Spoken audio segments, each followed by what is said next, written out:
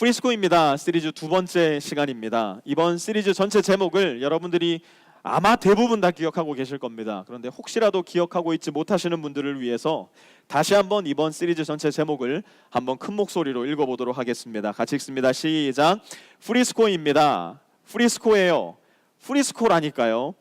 이 말은 곧 바로 여기, 바로 지금, 바로 하나님의 방법대로 우리는 하나님을 만날 수 있고 하나님과 동행할 수 있다라는 뜻을 가지고 있다고 지난 시간 함께 말씀을 나누었습니다.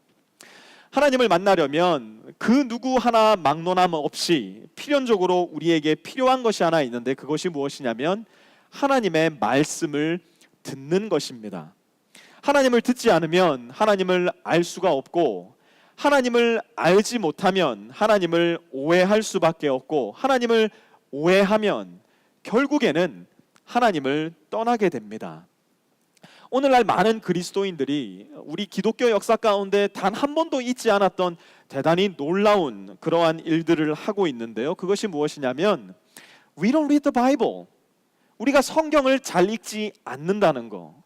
기독교 역사 속에는 성경을 잘 읽지 않는 그리스도인들이 없었는데 읽지는 못하더라도 늘 듣고 기억하는 그리스도인들이었는데 우리는 읽을 수 있고 그리고 성경이 이렇게 우리에게 자유롭게 주어져 있음에도 불구하고 성경을 읽지 않는 그리스도인들이 너무나 많다는 거, 저와 여러분이 너무나 잘 알고 있는 사실 중에 하나입니다. 다른 말로 하자면 하나님과의 친밀한 교제함이 없으면서도 아무렇지도 않다라고 생각하며 살아가는 그리스도인들, 하나님과 동행하지 않으면서도 나는 여전히 그리스도인이야 라는 확신 속에 살아가는 그리스도인들이 이 땅 가운데는 대단히 많다는 겁니다.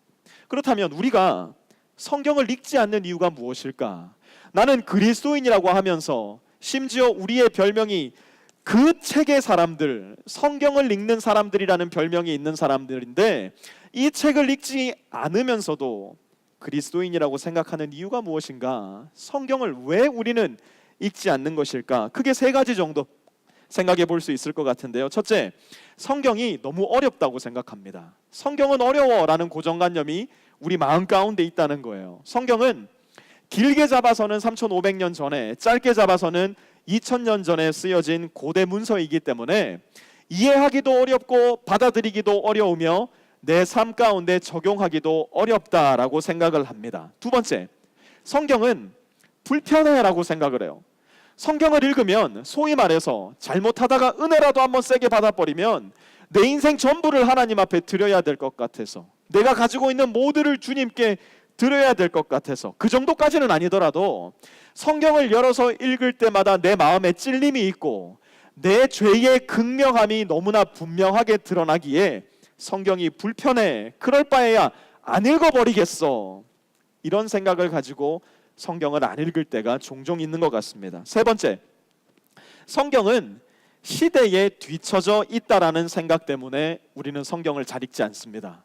말씀드렸다시피 성경은 3500년 전, 2000년 전에 쓰여진 고대 문서이니 당연히 2019년을 살아가는 나에게는 전혀 실효성이 없는, 전혀 실용성이 없는 그러한 말씀이 성경이 아닌가라고 생각을 하다 보니 성경을 펼치기도 읽기도 또 성경에 순종하기도 대단히 어렵더라는 겁니다. 그러나 과연 정말 그러한가? 우리는 생각해 볼 필요가 있습니다. 정말 성경이 어려워서 우리는 성경을 읽지 않는 것일까?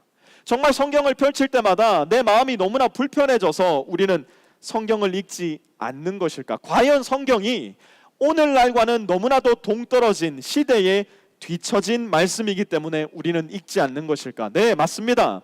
성경은 과연 우리가 가지고 있는 모든 고대 문서 중, 이 세상에 존재하는 모든 고대 문서 중 가장 오래된 고대 문서임에는 틀림이 없습니다. 그런데 여러분, 구약 성경과 비슷한 시기에 쓰여진 고대 문서 중에 여성의 인권이나 노예의 인권 혹은 다른 나라 사람의 인권, 곧 인간으로서의 기본적인 인권을 보장하는 글을 썼던 그 어떤 고대 문서도 존재하지 않는다는 사실 혹시 여러분 아십니까?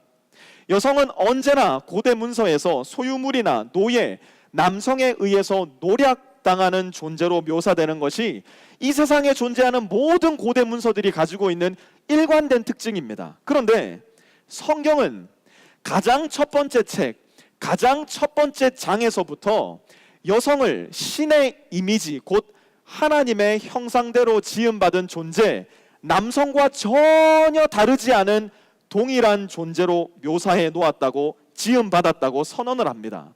여러분, 아직도 세계 곳곳에는요, 성경이 말씀하고 있는 그 기준에 도달하지 못해서 여성이, 이방인이 혹은 노예가 인간 대접을 받지 못하고 살아가는 곳이 너무나도 많이 있습니다. 만약 우리도 이 성경이 시대에 뒤떨어진 생각일 뿐입니다 라는 생각을 가지고 있다면 죄송합니다만 이 자리에 앉아 계신 여러분들 중 절반은 이 자리에 함께 앉아 있을 수조차 없게 됩니다. 만약 성경이 어렵다고, 성경이 불편하다고, 성경은 시대에 뒤떨어진 이야기라고 우리가 성경의 말씀을 진지하게 받아들이지 않는다면 영적인 의미는 일단 제쳐놓고요, 영적인 의미는 일단 저쪽으로 몰아놓고요, 사회적으로, 문화적으로 우리는 대단히 뒤떨어진 삶을 살고 있을 수밖에 없음은 역사적으로 증명된 분명한 사실입니다. 그렇기 때문에 우리는 성경을 아주 조금이라도 더 진지하게 그리고 신중하게 살펴보는 자세를 가져야 됩니다. 우리보다 앞서 성경을 진지하게 대했던 사람들의 경험, 그들의 간증, 그들이 성경 말씀과 함께했던 그들의 스토리들을 통해서 우리에게 성경이 과연 어떤 책인지, 오늘을 살아가는 우리에게 성경은 과연 어떤 의미가 있는 책인지 주의 깊게 살펴볼 필요가 있다라는 것입니다. 그 중 하나가 바로 시편 119편 105절, 오늘 우리의 본문 말씀인데요. 함께 시편 119편 105절 말씀을 다시 한번 보도록 하겠습니다. 주의 말씀은 내 발의 등불이요 내 길의 빛입니다. 여러분, 이 말씀은 솔직하게 한번 얘기해 볼게요. 우리 마음에 그다지 와닿지 않는 말씀이에요. 주의 말씀이 내 발의 등불이래요. 근데 문제는 뭐예요? 우리에게 있어서 등불은 한 번도 보지 못하고 한 번도 켜보지 못한 불인 줄도 몰라요. 우리가 1년에 촛불 정도는 한두 번 집에 정전이 났을 때 켜게 될 텐데요, 등불이라는 것은 정말 한번 잡아보지도 못하고 챙겨 나가보지도 못한 고대 유물과도 비슷한 것이기 때문에 이 말씀은 우리 마음에 그렇게 와닿는 말씀은 아닙니다. 이 말씀을 이렇게 바꾸면 시편 119편의 저자가 의도한 뜻대로 우리에게 와닿을지도 모르겠어요. 한번 들어보세요.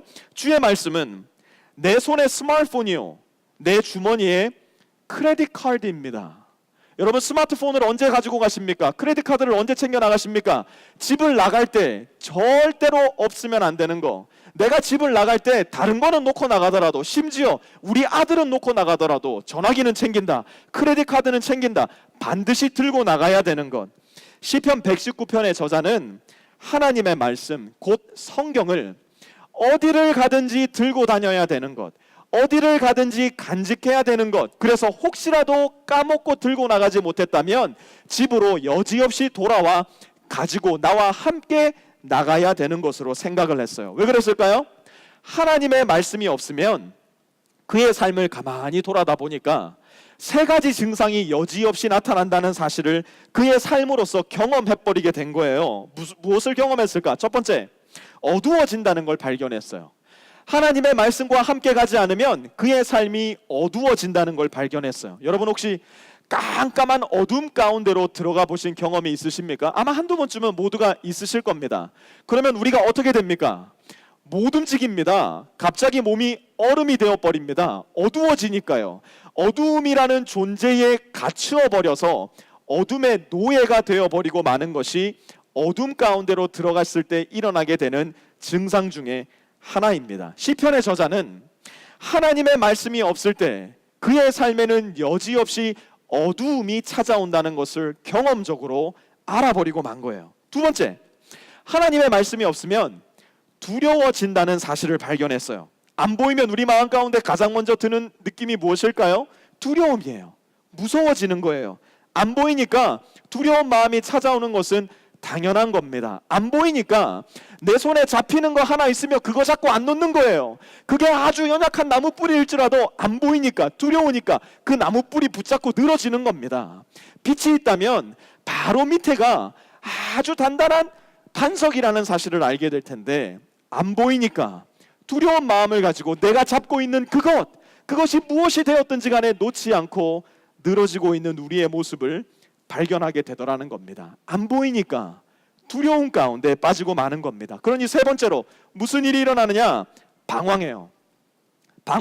어둠 속에 갇혀서 한 발자국도 못 움직이고 있으니까, 두려움 속에 있으니 갈 길을 모르게 되는 겁니다. 그야말로 쳇바퀴 속에 갇혀 있는 듯한 삶을 살게 되는 겁니다. 뭔가 이것 말고 다른 삶이 있을 것 같은데, 분명히 이게 아니라 다른 삶이 존재할 것 같은데 알 수가 없으니, 볼 수가 없으니 지금 내가 붙잡고 있는 것, 그것 하나 잡고 늘어지는 것, 방황하는 자기 자신을 발견하게 되는 겁니다. 그래서 시편 119편의 저자는 하나님의 말씀을 그의 마음속에, 그의 입술에, 그의 머리에 간직하기 시작했어요. 그리고 그때 그는 알게 되었어요. 무엇을 알게 됐을까요?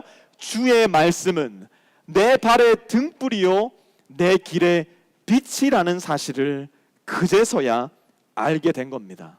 하나님의 말씀을 간직하니까 어두움이 떠나간 거예요. 두려움이 떠나간 거예요. 방황의 삶이 끝나버리고 만 거예요. 이제는 어디로 갈지 알게 된 거예요. 두렵지도 않아요. 방황하지도 않아요. 왜? 하나님의 말씀이 내가 가는 길에 등불이 되어주고 내가 가는 발에 빛이 되어주시니까. 이것은 단순한 명제나 주장이나 명령이 아닌 시편 119편을 쓴 저자의 경험이고 간증이에요. 신약으로 넘어와서 예수님의 제자들 중에도 이와 꼭 같은 일을 경험했던 사람들이 있었습니다. 어두웠어요. 두려웠어요. 그러다 보니 어디로 가야 될지 전혀 감을 잡지 못하고 방황했어요. 왜 그랬을까요? 그들이 그토록 왕이 되시기를 바랬던 예수님께서 십자가에서 그만 무력하게 돌아가 버리시고 만 거예요. 순식간에 모든 것이 다 어두워져 버린 겁니다. 모든 것이 다 두려워져 버렸어요. 그래서 결론이 뭐였을까요? 방황하기 시작하는 거예요. 그들이 머물러야 했던 예루살렘이 아니라 그들이 가면 안 되었던 곳으로 방황하기 시작해요. 그들이 머물러 있어야 됐던 예루살렘, 여기에는 더 이상 소망이 없다. 이미 예수님이 죽어버렸는데 여기에 무슨 희망이 있겠는가 스스로 생각하면서 그들이 머물러야 됐던 바로 그곳을 떠나버리고 맙니다. 누가복음 24장 13절 말씀 함께 봅니다. 마침 그날에 그들 가운데 두 사람이 예루살렘에서 한 30리 떨어져 있는 엠마오라는 마을로 가고 있었다. 예수님이 부활하셨다는 소식이 들려온 바로 그날에 예수님의 제자들 가운데 두 사람이 예루살렘에서 엠마오라는 마을로 가고 있었습니다. 왜 그들은 부활의 소식이 들려온 그날 하필이면 그들이 머물러 있었던 예루살렘을 떠나서 엠마오라는 그야말로 듣도 보도 못한 작은 마을로 떠났을까? 그들은 예수 그리스도의 부활 소식을 조금도 믿지 못했습니다. 예수님이 살아나신 것은 그들이 품을 수 있는 상상력의 한계 저 멀리에 위치해 있던 것이었어요. 그들의 눈앞에서 그들은 예수님의 죽음을 그 누구보다 생생하게 보았기 때문에 그래요. 그러니 그들은 예루살렘을 떠나버린 거예요. 희망이 없다고, 소망이 없다고, 더 이상 여기 이곳 예루살렘에 머물 아무런 이유와 가치가 없다고. 여러분, 그러던 중에 대단히 재밌는 일이 생깁니다. 15절 함께 봅니다. 그들이 이야기하며 토론하고 있는데 예수께서 가까이 가서 그들과 함께 걸으셨다. 부활하신 주님이 그들의 기대와는 전혀 다르게 그들과 함께 걷기 시작했어요. 지금 제자들이 있어야 할 곳이었던 예루살렘을 떠나버렸음에도 불구하고 바로 지금, 바로 여기 곧 엠마오 길 위에서조차도 예수님은 그들을 만나 주셨어요. 더 재밌는 일은 무엇이냐? 16절 보세요. 그러나 그들은 눈이 가려져서 예수를 알아보지 못하였다. 여러분, 예수님을 우리가 절대 못 알아보는 때가 언제인 줄 아세요? 예수님이 없다고 생각할 때, 예수님이 죽었다고 생각할 때, 예수님은 그저 고대 문서에 기록된 한 명의 위인이라고 생각할 때, 더 이상 예수님과 친밀한 교제를 누리는 것은 불가능해 라고 믿어버릴 때, 바로 그때 우리의 눈은 가려지고 우리 바로 앞에 계신 예수님조차 우리는 알아보지를 못하게 됩니다. 여러분, 생각해 보세요. 3년 반이라는 시간 동안 늘 예수님과 함께 동행하며 예수님과 함께 자고 먹었던 이 두 제자조차 예수님이 죽었다고 생각하니 눈앞에 나타난 예수님을 알아보지 못했단 말이에요. 하물며 우리는 어떻겠습니까? 그러나 소망이 끝난 것은 아니에요. 희망이 끝난 것은 아니에요. 17절 보세요. 예수께서 그들에게 물으셨다. 예수님께서 그들에게 물으셨어요.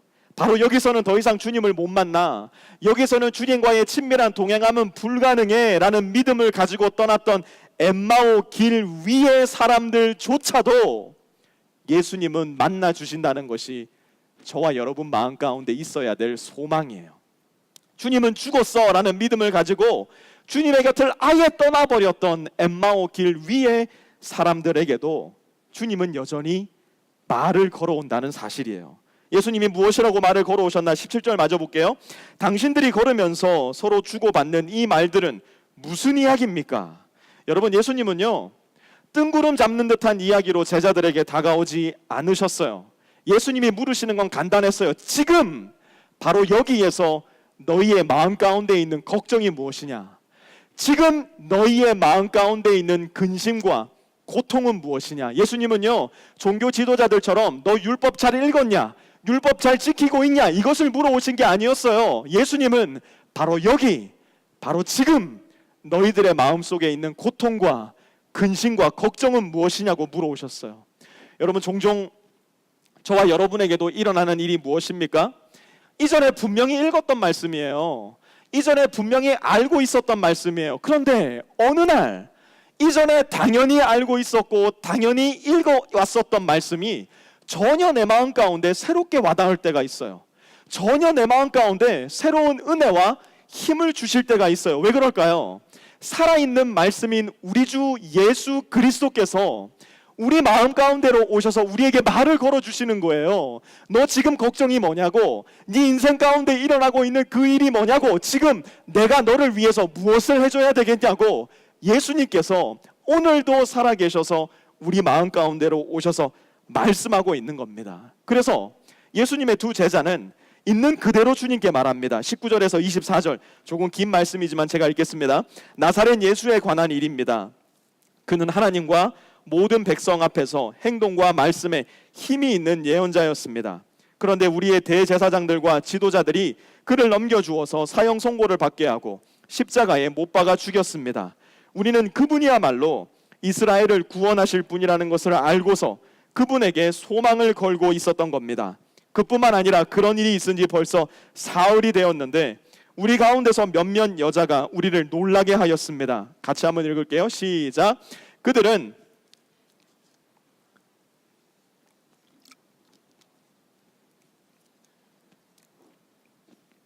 천사들이 예수가 살아계신다고 말했다는 것입니다. 그래서 우리와 함께 있던 몇 사람이 무덤으로 가서 보니 그 여자들이 말한 대로였고 그분은 보지 못하였습니다. 여러분, 19절에서 24절까지의 말씀을 한마디로 요약하면 이거예요. We don't know what happened. We really don't know what happened. 무슨 일이 일어나긴 일어났는데 도대체 이게 무슨 일인지 모르겠습니다. 예수님이 부활하셨다고 하는데 이게 무슨 자다가 봉창 두드리는 소리인지 모르겠습니다. 예수님의 시신이 없어졌다고 하는데 도대체 누가 예수님의 시신을 가져가셨는지 We don't know. We don't know what happened. 이게 19절에서 24절까지 제자들의 마음 가운데 있었던 이야기예요. 그러자 예수님이 그 제자들의 말을 이렇게 맞봤습니다. 25절에서 27절. 어리석은 사람들입니다. 예언자들이 말한 것을 믿는 마음이 그렇게도 무디니 말입니다. 그리스도가 마땅히 이런 고난을 겪어서 자기 영광에 들어가야 하지 않겠습니까? 그리고 예수께서는 모세와 모든 예언자부터 시작하여 성경 전체에서 자기에 관하여 써놓은 일을 그들에게 설명하여 주셨다. 여러분, 우리가 사용하는 새번역 성경은 예수님의 말씀을 굉장히 다듬어서 번역을 해놓았는데요. 개역 개정은 25절을 이렇게 번역했어요. 미련하고 마음에 더디 믿는 자들이여. 제자들에게 얘기하는 거예요. 미련한 자들이여, 마음에 더디 믿는 자들이여. 우리가 영어 번역본 중 가장 많이 사용하는 NIV는 25절을 이렇게 번역했어요. How foolish you are. 이런 무식한 것들아, 이런 미련한 자들아. 제자들이 이토록 미련하고 마음에 더디 믿었던 이유가 무엇일까? 제자들이 예수님의 죽음 앞에, 그리고 예수님의 부활 소식 앞에서도 이토록 마음에 절망감을 느꼈던 이유가 무엇일까? 첫 번째, 하나님의 말씀대로 예수님을 보지 않으니까 부활의 소식 앞에서도 제자들은 절망할 수밖에 없었어요. 예수님이 어떤 모습으로 이 땅에 계셨어야 됐는지 제자들은 구약의 말씀도 심지어 예수 그리스도 자신의 말도 전혀 귀 기울여 듣지를 않았어요. 불과 일주일 전 예루살렘으로 올라가던 길에서 제자들은 자기들끼리 누가 더 높은 자리에 올라갈 것인가 이야기하며 서로 치고받고 싸우기에 이르기까지 합니다. 그러자 예수님은 그들에게 이렇게 말씀하셨어요. 오늘 우리의 말씀 암송 구절이죠. 마가복음 10장 45절, 인자는 섬김을 받으러 온 것이 아니라 섬기러 왔으며 많은 사람을 구원하기 위하여 치를 몸값으로 자기 목숨을 내주러 왔다. 예수님이 자신의 죽음을 예고하지 않은 게 아니었어요. 구약 성경에서부터, 심지어 구약의 첫 번째 책인 창세기에서부터 하나님은 구원자의 오심을 약속해 주셨고, 구원자의 고난을 약속해 주셨고, 구원자의 죽음과 부활을 예고해 주셨어요. 뿐만 아니라 예수님 자신도 스스로 제자들에게 여러 차례에 일컬어 예수 그리스도의 죽으심을 통한 인류의 대속, 곧 죄사함을 말씀해 주셨다고요. 그런데 문제는 뭐였을까요? 제자들은 여전히 말씀대로 예수님을 보는 것이 아니라 그들 마음 가운데 있었던 욕심과 욕망대로 예수님을 보려고 하니 예수님의 죽음 앞에, 예수님의 부활 앞에서도 여전히 절망할 수밖에 없었던 겁니다. 두 번째, 하나님의 말씀대로 예상하지 않으니까, 하나님의 말씀대로 기대하지 않으니까 예수님의 죽음 앞에, 예수님의 부활 소식 앞에서도 절망적일 수밖에 없었어요. 예수님은 십자가에 못 박히시기 전에 이미 그의 죽음과 부활에 대해서 매우 자세하게 또 매우 반복적으로 말씀해 주셨어요. 마태복음 16장 21절 함께 봅니다. 그때부터 예수께서는 자기가 반드시 예루살렘에 올라가야 하며 장로들과 대제사장들과 율법학자들에게 많은 고난을 받고 죽임을 당해야 하며 사흘째 되는 날에 살아나야 한다는 것을 제자들에게 밝히기 시작하셨다. 얼마 지나지 않았을 때, 이 말씀을 하시고 나서 얼마 지나지 않았을 때 예수님이 이상한 행동을 하십니다. 마치 제자들이 지금 방금 했던 이 중대한 말씀을 전혀 기억하고 있지 못하다는 듯이 똑같은 말씀을 거의 그대로 반복해서 말씀하세요. 마태복음 17장 23절, 사람들은 그를 죽일 것이다. 그런데 그는 사흘째 되는 날에 살아날 것이다. 이 말씀은요, 예수님 자신의 죽으심과 부활을 예고하는 말씀이었기 때문에 제자들의 마음에 분명 큰 인상을 남겼을 겁니다. 어머 예수님이 죽으신데, 그런데 거기가 끝이 아니에요. 어머 예수님이 살아나신데 도대체 이게 무슨 말일까? 분명히 제자들의 마음에 임팩트 있게 다가온 말씀일 거란 말이에요. 그런데 예수님은 한 번 더 이상한 말씀을 하세요. 제자들이 전혀 예수님이 하셨던 이 중대한 말씀을 전혀 이해하고 있지 못하다는 듯이 또다시 한번 똑같은 말씀을 되풀이하시는데요. 마태복음 20장 19절, 그를 이방 사람들에게 넘겨주어서 조롱하고 채찍질하고 십자가에 달아서 죽게 할 것이다. 그러나 그는 사흘째 되는 날에 살아날 것이다. 여러분, 만약 여러분이 예수님 앞에 앉아있는 12제자 중에 한 사람이었다면 여러분은 이 말씀을 어떻게 받아들이셨겠습니까? 만약 여러분이 예수님 앞에 있었던 12제자 중 한 사람이었다면 예수님이 죽으셨을 때 옳거니 예수님이 하셨던 말씀, 드디어 이 일이 일어나는구나 예상되지 않았겠습니까? 예수님이 죽으신 지 사흘째 되었을 때 옳거니 예수님 말씀대로 죽으셨으니 말씀대로 살아나시겠구나 예상하고 기대해야 되지 않았겠습니까? 그런데 불행하게도 예수님의 제자들은 단 한 사람도, 베드로도 요한도 야고보도 예수님이 말씀하신 대로 예수님의 죽음과 부활을 기대하지도 않고 예상하지도 않았어요. 더 솔직하게 한번 얘기해 볼까요? 그들 마음 가운데는 예수님의 말씀이 머물 수 있는 공간이 조금도 존재하지 않았어요. 오직 그들의 욕심, 오직 그들의 욕망, 예수님을 통하여서 하나는 주의 우편에 하나는 주의 좌편에 앉아 이 세상을 호령하며 살 욕심만 그들의 마음 가운데 있었기에 그들은 예수님의 부활 소식 앞에서도 여전히 절망하고 여전히 실망할 수밖에 없었던 겁니다. 세 번째, 하나님의 말씀대로 꿈꾸지 않으니까 예수님의 부활 소식 앞에서도 여전히 절망적일 수밖에 없었어요. 예수님의 제자들은 예수님을 로마 제국의 권세를 무너뜨릴 이 땅의 왕으로 생각했어요. 그들이 꿈꾸어 오던 다윗 왕의 시대, 솔로몬 왕의 시대가 그들 눈앞에서 드디어 펼쳐질 줄로 생각했었어요. 그것이 바로 그들이 가지고 있었던 가장 크고 중요한 꿈이었어요. 권력으로서, 군사적 파워로서, 정치, 외교적 수완으로서 모든 세상을 정복해 나가는 꿈. 그러나 하나님은 눈앞에 보이는 로마 제국이 아니라 눈앞에 보이지 않는 사탄의 제국, 모든 인류를 영원한 죽음의 구렁텅이로 집어 던져버리고자 하는 영적인 세계를 거꾸러뜨릴 왕으로서 예수 그리스도를 이 땅에 보내셨어요. 하나님의 꿈은 신자들에게 로마 제국과 같이 똑같은 폭력적이고 포갑적인 방식의 힘을 주는 것이 아니라 이 세상은 전혀 이해하지 못하는 섬기고 사랑하고 희생할 수 있는 upside down power, 세상은 전혀 읽어내지도 이해하지도 못하는 전복적인 힘을 주는 것이 바로 하나님의 꿈이셨어요. 여기까지 엠마오를 향하던 길에서 예수님의 말씀을 가만히 듣다 보니까 이 두 제자의 마음 가운데 무슨 생각이 들었냐? 이야, 이 말씀은 그저 흘러 지나가는 한 범인의 얘기가 아니라 살아있는 생명의 말씀이로구나. 제자들이 깨닫기 시작했어요. 그래서 29절에 예수님께 이렇게 청합니다. 저녁 때가 되고 날이 이미 저물었으니 우리 집에 묵으십시오. 그래서 예수님이 그 집에 들어갑니다. 그런데 집에 들어가신 예수님이 좀 이상한 행동을 하세요. 그 당시 유대인들의 상식과 문화에는 대단히 벗어나는 이상한 행동을 하기 시작하시는데요. 30절 한번 보세요. 그들과 함께 음식을 잡수시려고 앉으셨을 때에 예수께서 빵을 들어 축복하시고 떼어서 그들에게 주셨다. 여러분, 예수님은 지금 이 집에 초대받아 오셨어요. 예수님은 이 집의 주인이 아니라 이 집의 손님으로 오셨어요. 그런데 30절을 가만 보면 빵을 들어서 축복하시고 떼어서 나누어 주시는 분이 누구예요? 손님으로 오신 예수님이에요.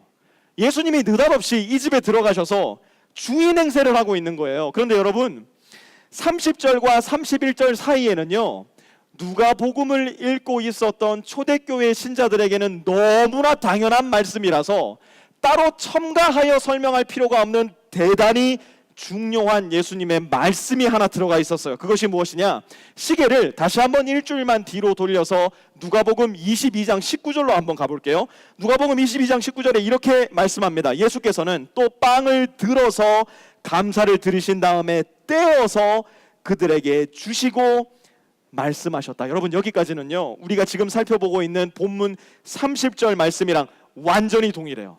완전히 일치하는 말씀이에요. 그리고 예수님은 이렇게 말씀하셨어요. 이것은 너희를 위하여 주는 내 몸이다. 이것을 행하여 나를 기억하여라. 여러분, 우리가 조국 대한민국을 떠나 이 먼 미국 땅에서 살아가지만 새해가 되면 여전히 떡국을 먹어요.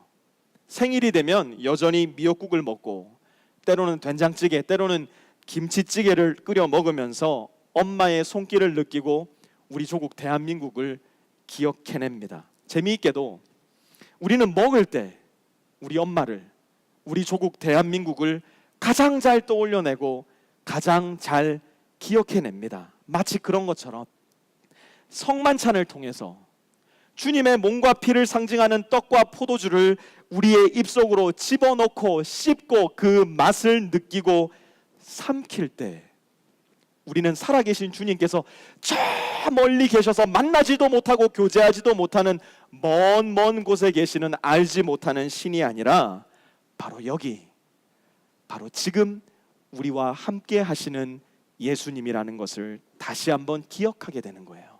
그래서 우리는 성만찬을 종교적 의례로서 취하기보다는 예수님과의 살아있는 관계적 친밀함으로 인식하고 취해야 됩니다. 제자들한테 일어난 일이 바로 그 일이었어요. 예수님이 아무리 말씀을 되풀이해 주셔도 전혀 알아듣지 못하던 제자들이 먹고 씹고 삼킬 때 드디어 예수님의 말씀을 기억하게 되고 예수님의 말씀을 깨닫게 된 거예요. 31절 보세요. 그제서야 먹고 나서야 삼키고 나서야 그들의 눈이 열려서 예수를 알아보았다. 드디어 예수를 알아보게 되었어요. 예수가 죽어서 무덤에 누워있는 송장이 아니라 바로 지금, 바로 여기에 그들과 함께 계시다는 사실을 그들은 비로소 깨닫게 된 거예요. 그리고 나서 무슨 일이 일어났느냐? 31절 이어서 보세요. 그러나 한순간에 그들에게서 사라지셨다. 여러분 잘 보세요. 오늘 말씀의 본문은 예수님을 떠나 절망하고 있던 제자들 앞에 예수님께서 나타나시면서 시작이 됩니다. 그런데 흥미롭게도 제자들은 그들의 눈앞에 나타나 있는 예수님을 보면서도 그들의 눈이 닫혀서 예수님을 전혀 알아보지 못했어요. 반면 오늘 본문 말미에 그들의 눈이 열려서 예수님을 알아보자마자 예수님은 즉시로 그들의 눈앞에서 사라져 버리셨어요. 눈이 가려져 있을 때 예수가 눈앞에 있어도 알아보지 못했단 말이에요. 그러니 결과가 뭐였어요? 침통했어요. 우울했어요. 두려웠어요. 어디로 가야 될지 몰라 방황하고 있었어요. 반면 눈이 열렸을 때는 더 이상 예수가 눈앞에 없어요. 사라져 버리셨어요. 그러면 어떻게 해야 될까요? 더 침통해야죠. 더 두려워야죠. 더 방황해야죠. 그런데 그렇지가 않아요. 오히려 제자들은 이렇게 변했어요. 32절 길에서 그분이 우리에게 말씀하시고 성경을 풀이하여 주실 때에 우리의 마음이 우리 속에서 뜨거워지지 않았습니까? 제자들은 예수님이 없다 생각했던 바로 거기, 바로 그곳 엠마오 길 위에서 예수님을 만납니다.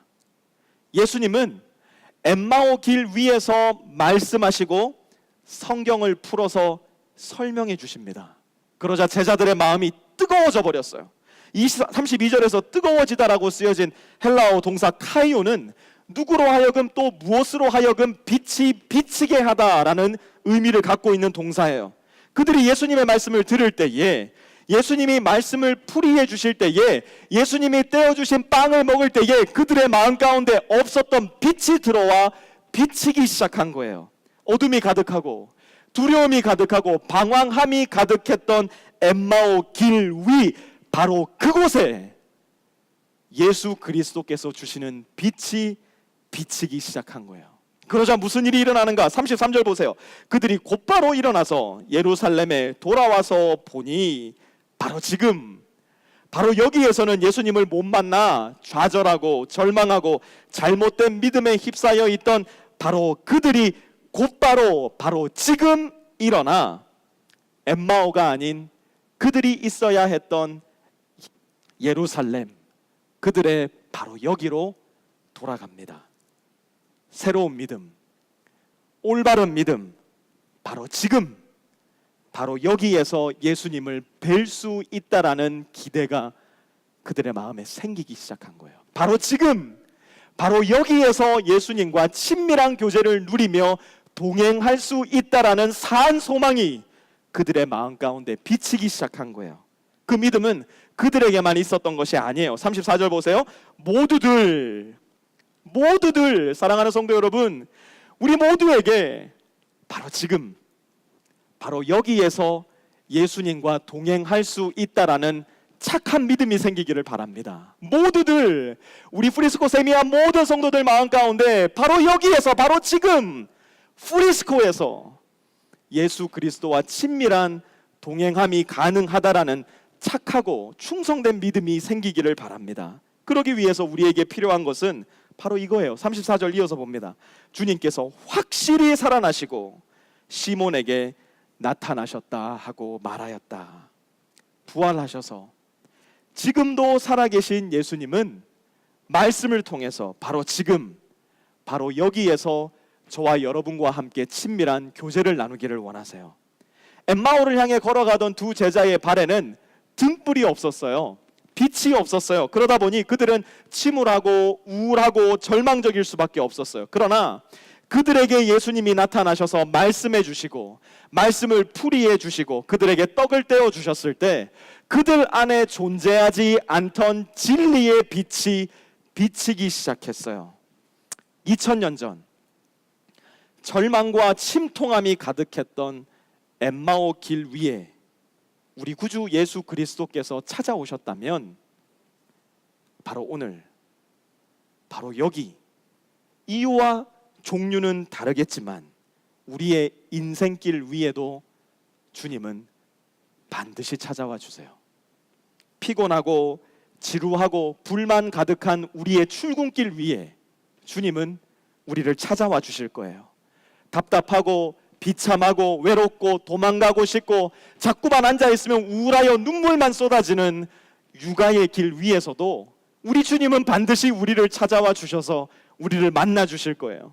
하루도 다툼이 그칠 날이 없고 그 누구에게 마음을 열어 나누기도 너무나 고통스러운 절망적인 부부 관계의 길 위에서도 우리 주님은 반드시 우리를 찾아와 우리를 만나 주실 거예요. 하루하루 조급하고 떨리고 마치 벼랑 끝에 서 있는 것만 같은 내 직장, 내 사업의 길 위에서도 주님은 우리를 찾아와 만나 주실 거예요. 마치 마지막 입새와 같이 위태롭고 바들바들 떨리는 내 연약한 육신의 상태, 투병의 길 위에서도 주님은 우리를 찾아와 우리를 만나 주실 거예요. 우리가 어떤 엠마오 길 위에 서 있다 하더라도 주님은 바로 지금, 바로 여기 우리를 찾아와 하나님의 방법대로 우리를 만나 주세요. 가끔 우리는 불평불만에 사로잡히기도 할 겁니다. 왜 굳이 이 어려운 하나님 말씀을 통해서 우리를 만나 주시냐고요? 왜 굳이 이 어려운 말씀을 통해서 우리에게 말씀하시느냐고요? 좀 더 쉬운 방법으로 하시면 안 되느냐고? 좀 더 화끈한 한방 같은 방법으로 하시면 안 되느냐고? 우리는 하나님을 향해 불평불만할 때가 분명히 있을 겁니다. 그러나 사랑하는 프리스코 세미한 성도 여러분, 우리가 주님을 만나는 것은 논리적이지도 과학적이지도 또 때로는 일관적이지도 않은 일입니다. 우리가 하나님을 만나는 일은 신비와 기적의 영역에 속해 있는 일입니다. 마치 신데렐라의 이야기에서 12시가 되면 너의 마차는 호박으로 돌아가고 너의 마부는 생쥐로 돌아가고 너의 드레스는 누더기 옷으로 돌아갈 거라고 요정이 말을 했을 때 도대체 왜요? 도대체 왜 그래야 되는데요? 신데렐라가 한 번도 반문하지 않고 그 말을 그대로 믿었던 것처럼 또 어린 시절 그 이야기를 읽는 우리의 마음속에도 도대체 왜요? 왜 그래야 되는데요? 반문하지 않고 그 이야기를 그대로 받아들였던 것처럼 만약 하나님께서 하나님을 만날 수 있는 유일한 길로서 살아있는 말씀, 우리 주 예수 그리스도를 우리에게 주셨다면 하나님 도대체 왜요? 왜 하필 그렇게 날 만나 주셔야 되는데요? 반문하고 불평불만할 것이 아니라 우리에게 말씀을 주셔서 감사합니다. 생명의 말씀으로 나의 마음에, 나의 발에, 나의 길에 등불을 비춰주옵소서 기도하며 주님과의 만남을 기대해야 하는 것이 저와 여러분의 역할일 것입니다. 프리스코입니다. 프리스코예요.